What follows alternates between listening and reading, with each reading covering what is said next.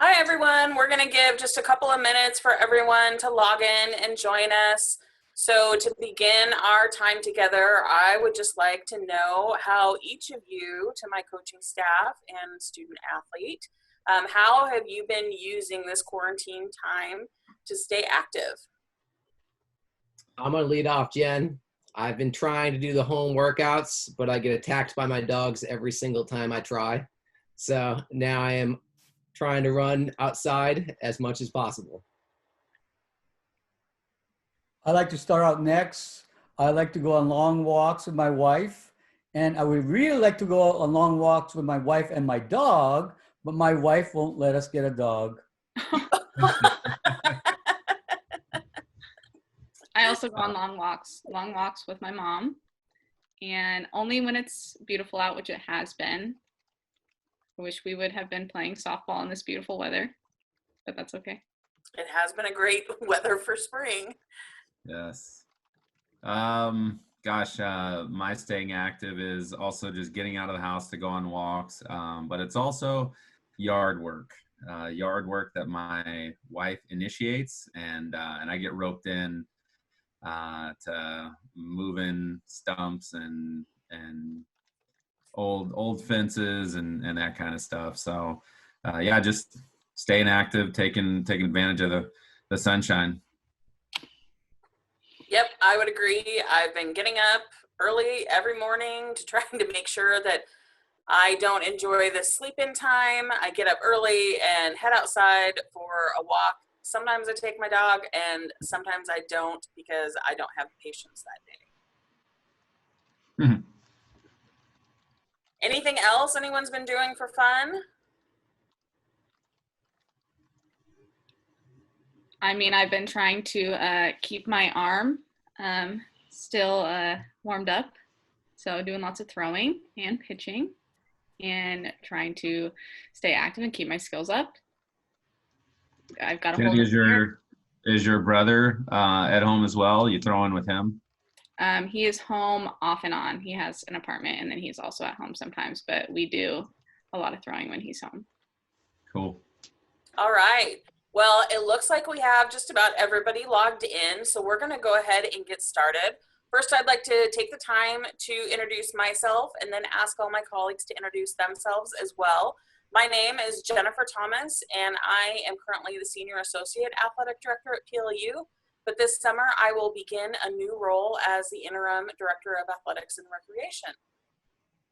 Hello, my name is Kevin Aoki. I'm a 1984 graduate of PLU, and I will be entering my 25th year as the head volleyball coach here at PLU. Hello, my name is Brant McAdams. I am the head football coach at PLU. I've been for 2 years, and this is my third season at PLU. Hi, my name is Rob Thompson. I am the Assistant Athletic Director for Campus Recreation. My name is Kennedy Robillard. I am just wrapping up my junior year, and I'm a member of the softball team. So before we get started with a PowerPoint presentation for you all today, if you have questions, I would ask you to use the Q&A button to be able to submit those questions, and we will work to get those answered throughout our time together.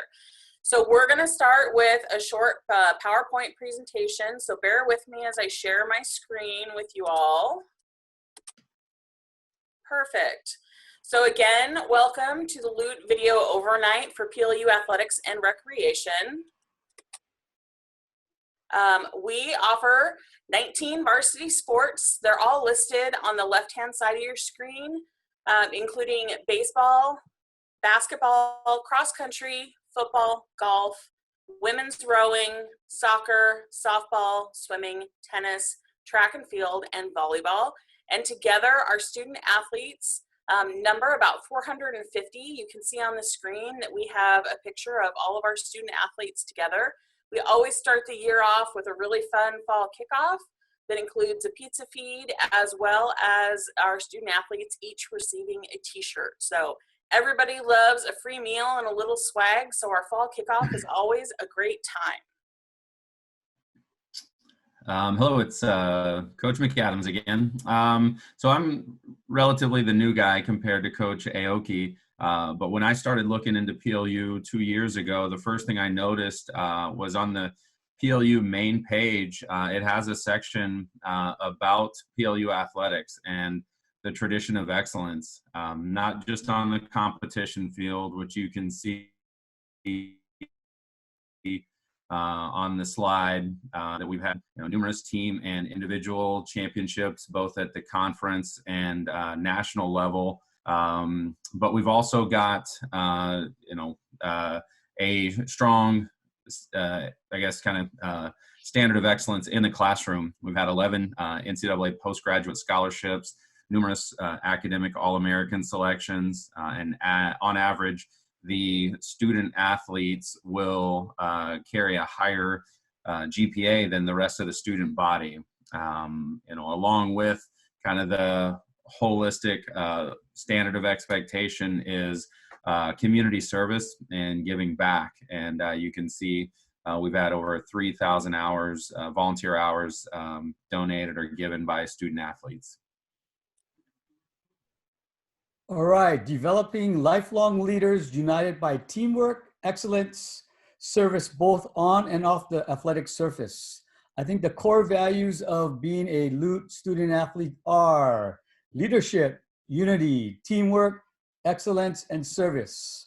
One of the things that we do here at PLU is buddy teams, where for like this year's team, the volleyball team was teamed up with the baseball team. So when we played our crosstown rival at UPS, we had about 30 baseball guys travel across town and support the volleyball team. So in my 40 years here at PLU, from a student to a head volleyball coach, the one lasting memory that we take with us is the relationships and the friendships that will last a lifetime. One thing that is pretty special and unique to PLU is the opportunity that our LUTs get to travel abroad. And this happens in two different ways. One is that the teams as a whole go and travel and play other teams abroad, or you can go with a class and go study away. As you can see on this slide, we've had in the last couple of years, our soccer teams go to England. We've had our women's basketball team go to Puerto Rico, and we've had our men's basketball team travel to Australia. Along with that is the opportunity to study away as an individual through your classes. And it's really, really special that athletes get to do this at PLU, because athletes miss out on this opportunity at a lot of other schools. And PLU really makes it a priority. So you can go at a time when your team's not playing or practicing. So spring athletes get an opportunity to go in the fall and during J term, and fall athletes get the opportunity to go during J term and spring.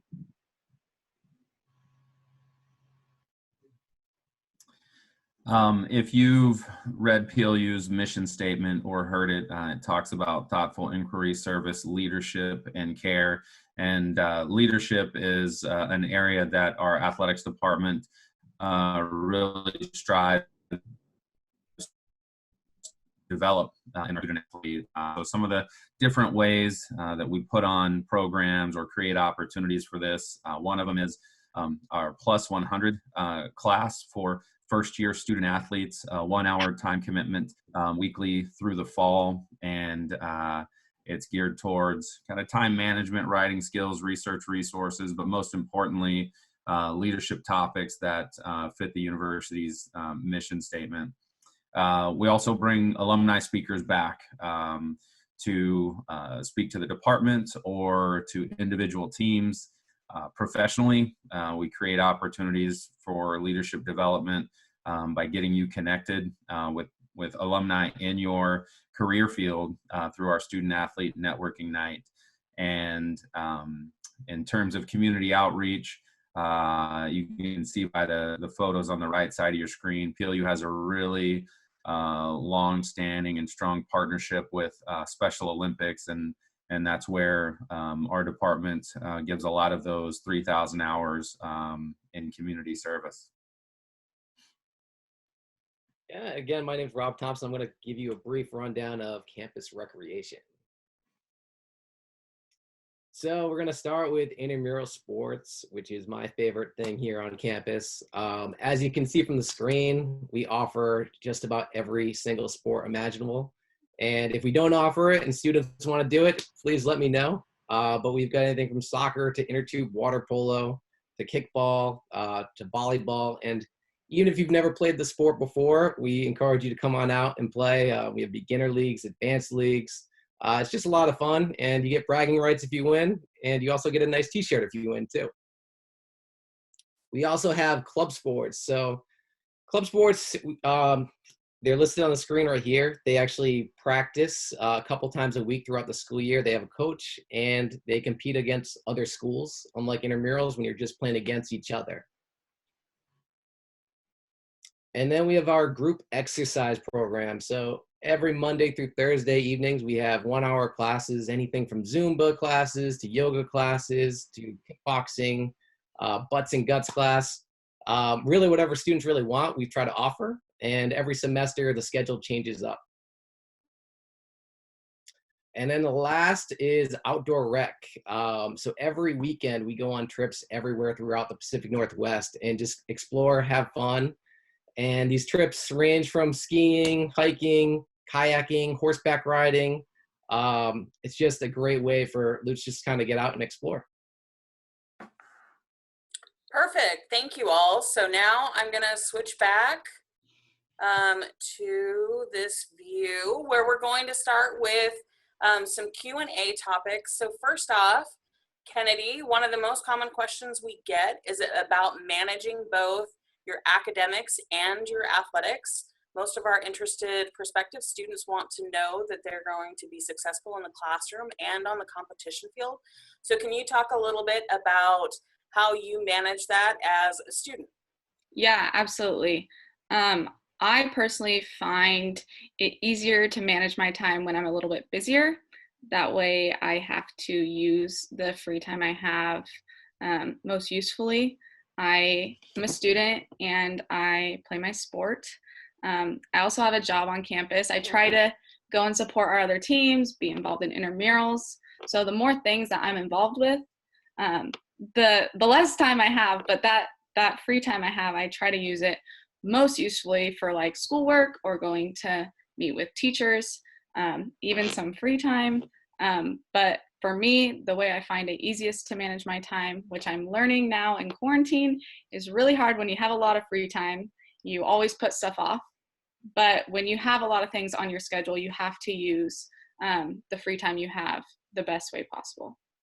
And Coach McAdams, can you talk a little bit about the same topic? How do you support your students in being the student athlete?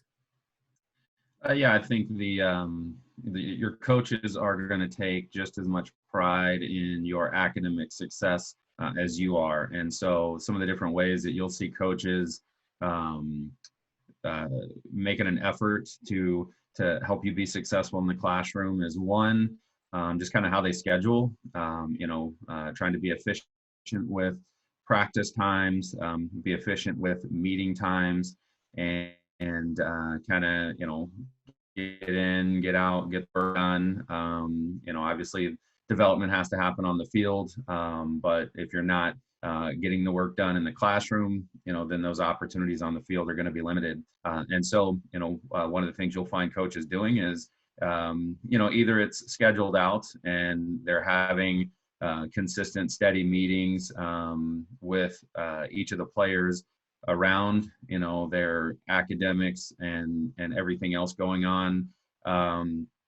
And that then gives us the opportunity to see if there's any red flags that maybe pop up. And our department has done a phenomenal job partnering with all of the student support and academic support on campus so that it's an easy phone call or quick message to someone in the Center for Student Success to connect one of our students with someone who can kind of help guide them. And then finally, I think your academic success has nothing to do with your coaches. It's why you chose PLU, because you have professors that are extremely approachable. So oftentimes the very first thing I remind one of my players to do is, have you talked to your professor? And go talk to them. So those are just some of the ways that your coaches are going to support your academic success here. Perfect. Our next question that we'll go ahead and start with Kevin with is, what if I wasn't recruited for a sport? Can I still try out? Yeah, so for volleyball, we come in the fall, and what happens is you make sure you make connections with the coach involved in your sport, and ask them what are your tryout possibilities for so-called a walk-on. So oftentimes, I know in volleyball we'll have 1 to 2 to 3 people that have not have a guaranteed spot coming in, but they want to try out. So certainly, since they're going to be a PLU student anyway, we offer them that tryout possibility. But number one thing is to reach out to those coaches and let them know that you're interested. Perfect. Kennedy, this next question, we're going to go ahead and start with you. Again, thinking about academics, what happens if you have a class that overlaps with practice? And the second part of the question is, what happens when I miss class for travel for my sport?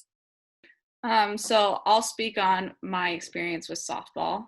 My coach, Coach Barrett, is super awesome about this, and I'm sure our whole coaching staff is. If you have a class that overlaps with your practice, we've had also teachers coming from student teaching practicums and stuff like that, and you come when you're available, or if you can't be there, you find time earlier in the day or a day before to go get your work in with them.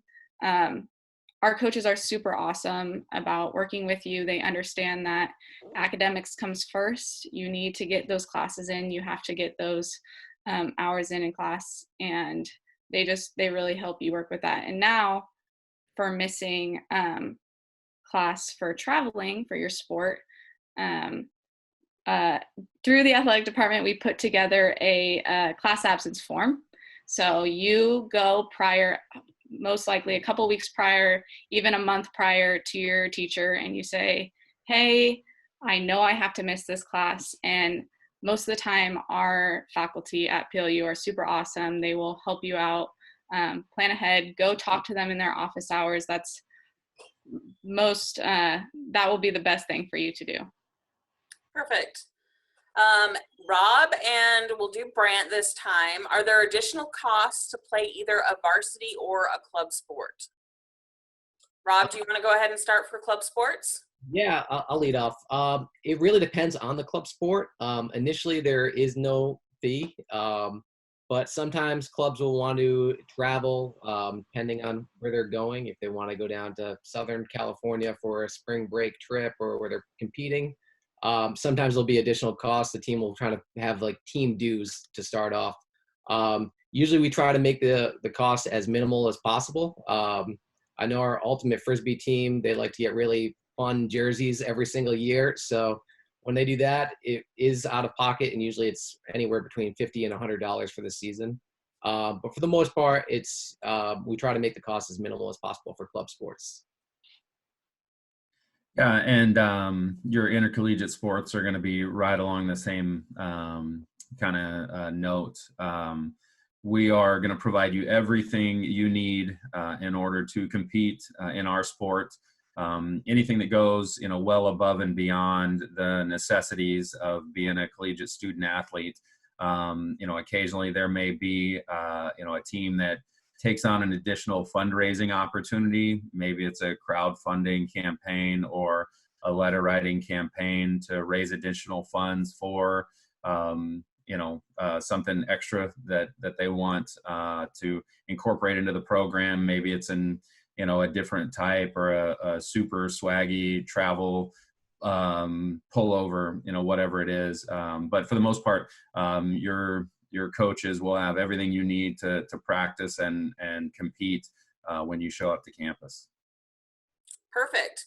Our next question is, can you try out to be Lance Salute? And I'm going to go ahead and field that question because I think I have more experience with Lance Salute. So for those of you that don't know, Lance Salute is our beloved mascot that comes to many of our home athletic contests.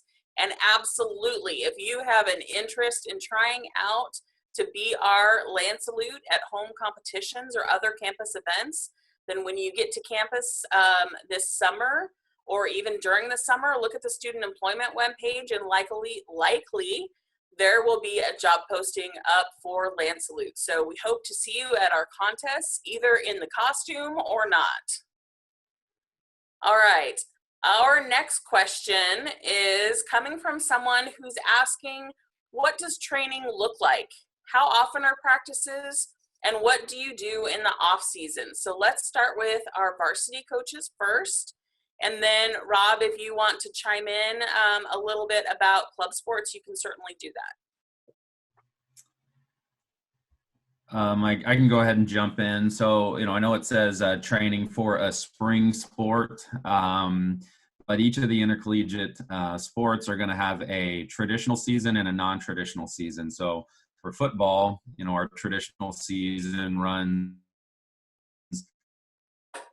August to November, and our non-season is in April and May. For a spring sport like baseball and softball and track, their traditional season is through the spring, and their non-traditional season is for a certain number of weeks in the fall. So you'll have, some sort of practice commitment in both semesters, and then depending on the sport, potentially during J term. And then also based on how your head coach kind of programs for you year round, we have Chris Rice is our department strength and conditioning coach, and he runs our university fitness center. And so through the in season and the off season, Chris Rice creates opportunities for teams and individual athletes to get into names, fitness center to do the programming that he has designed for those student athletes. For volleyball, we have traditional season. We have some two-a-days before school starts. And once school starts, we go for about 2 hours, 4 to 6, maybe some weightlifting a couple of times a week during the season. And then non-traditional season, we get 15 practices with the coaches. That happens usually April. And then we get 1 day of competition. During the in-between times, the captains are in charge of running their own open gyms. Coaches cannot be there, cannot watch. They do the scheduling, all that on their own. So that's a big difference. Yeah, and then for club sports, I would say the majority of our club sports traditional season is in the springtime. And then in the fall, it's just captain's practices, really throughout the fall and a little bit into J term. But once they get into the traditional season, it's about the average team practices about 2 or 3 times a week, and they usually compete either on Saturday or Sunday. But again, practice-wise, 2 to 3 times, and if you can't make it, it's not really that huge of a deal. But it really depends on the team itself. Okay, perfect. Kennedy, this next question is for you. Where do athletes live on campus? Is there a specific hall for athletes? This is kind of an interesting question. I guess there is kind of a specific athlete dorm, or I guess 2 of them. A lot of athletes tend to live on lower campus because that's where our fitness center is, that's where our gym is, that's where all of our athletic fields are. So a lot of athletes live in Tingelstad or Flieger, but that doesn't mean there's not athletes in all of the other halls. I would say that's primarily where most athletes end up, but it's not where all athletes end up. Okay, perfect. Rob and Kennedy, can you play intramural sports and a varsity sport? And can you play 2 varsity sports? Kennedy, do you want to lead off with this one? I guess I will. I mean, I am a varsity athlete and I love playing intramurals as much as I can, especially because at the D3 level, like Coach McAdams and Coach Aoki were talking about, you have a really, really long off season. So for softball, we get to practice for a month in September, and then we have October through January off. So through that time, while doing my own off season work for softball, I love staying active, love staying fit by playing soccer or football or volleyball. It's definitely recommended that athletes, or I shouldn't say recommended, I'm not a coach, but I would say it's definitely a good idea to go play intramurals. Thanks. And we do a lot of the time, a lot of our athletes do play intramurals, and we kind of have a rule that if you play a varsity sport, you can't play that. If you're a varsity soccer player, you can't play intramural soccer, but you can play any other intramural. You can go play intramural basketball. So that's just to kind of make sure teams don't get too stacked up. You don't have a team with all varsity players and everything. So, but yeah, I would say the majority of our athletes do play intramurals. Okay, and Coach Brandt, can you address playing 2 varsity sports? Do you have athletes that do that very often? Yes.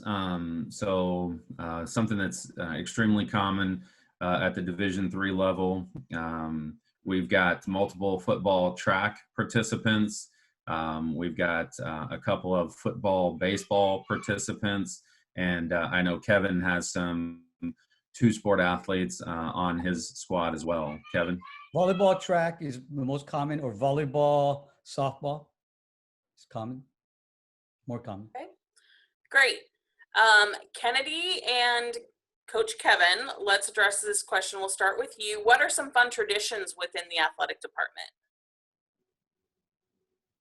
Coach Kevin, since you've been I'll go around first. PLU the longest, let's have you start.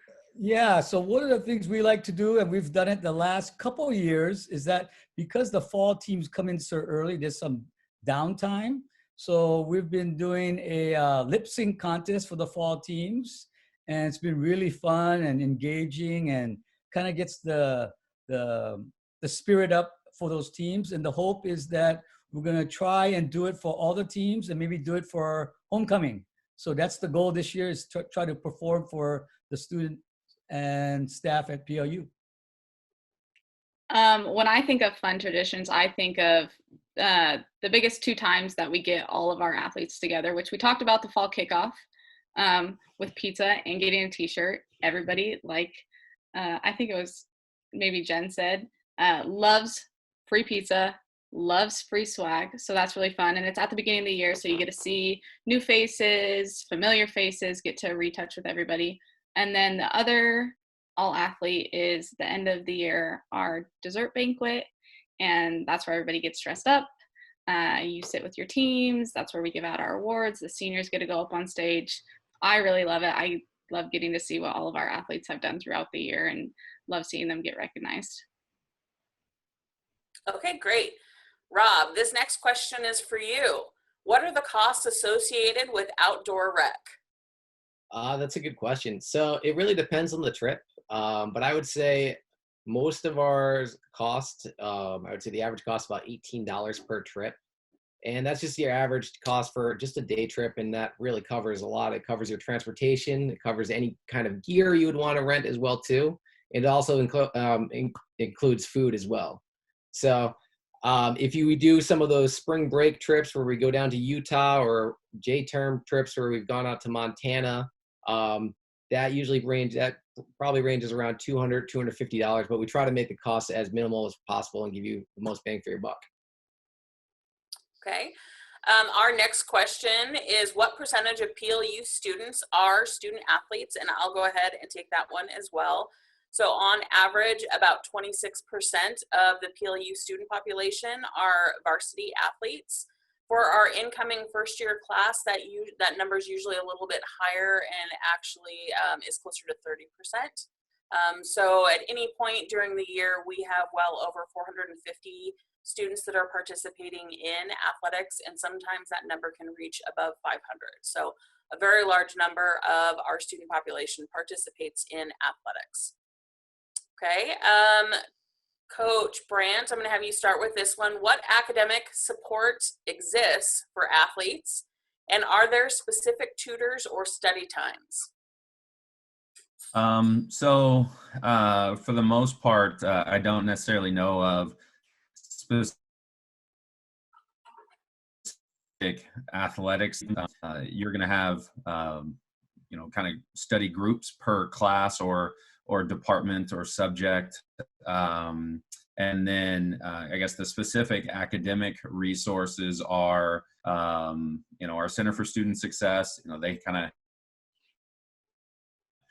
are the hub of tutoring, and then each department kind of has their specific tutors that you can kind of go through. We also have a phenomenal Dean of Students office, and they have a thing called a care report system, and that's where it's just people being able to check in. So if you're struggling in a class, it's really hard not to find a support system on campus to help connect you with the right people and get you squared away.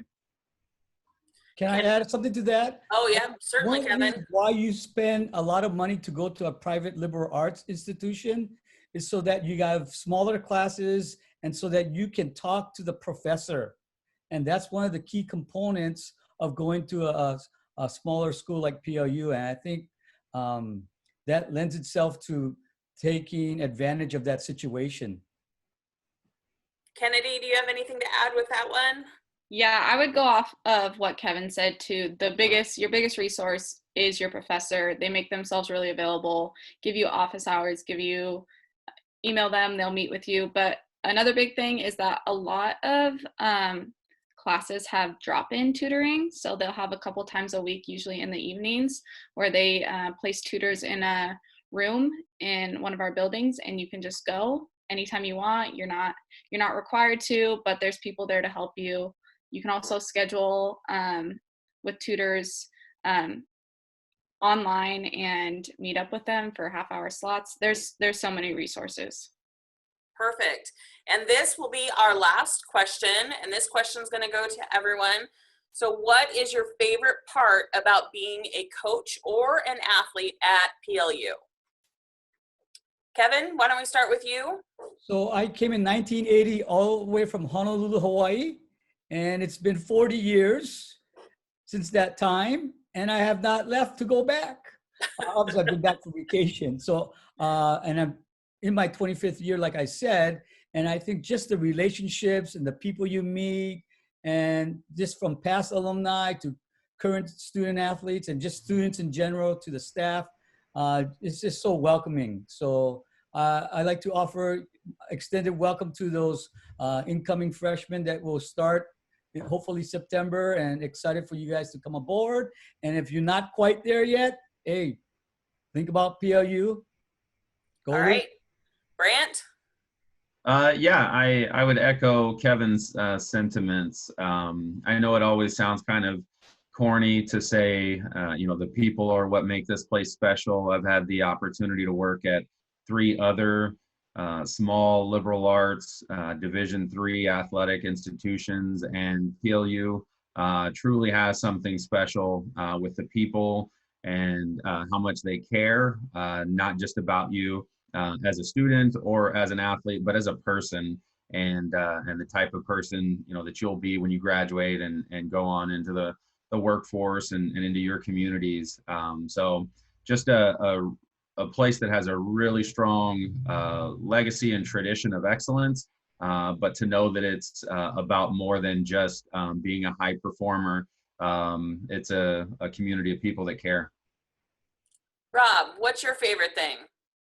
My favorite thing is actually just seeing when our trips come back to campus and just them unloading the van and everyone's really happy. So coming back from outdoor rec trips, it's always great. Or just seeing a team win an intramural championship is always fun. So just seeing the friendliness, the happiness, it's just that's by far, that's my favorite part of being part of PLU. And Kennedy, what's your favorite part of being an athlete at PLU? I'm going to go off again what Kevin and Brant said. I love the small community at PLU. That's one main reason that I chose to come here. I've met my best friends and friends that I'll have for a lifetime. Working for athletics, I get to interact with all the coaches, Jen and Rob. And so just the relationships that are being built in this small community, that's what's special about PLU. Perfect. Well, thank you so much, panelists, for answering those questions. For all of you participants, I want to remind you that tomorrow morning at 10 a.m. is the next LUT video overnight session, and that will be on the International Honors Program. If we didn't get to answering your question today, Someone will reach out to you to answer your question afterwards. Thank you very much for attending, and go Lutes!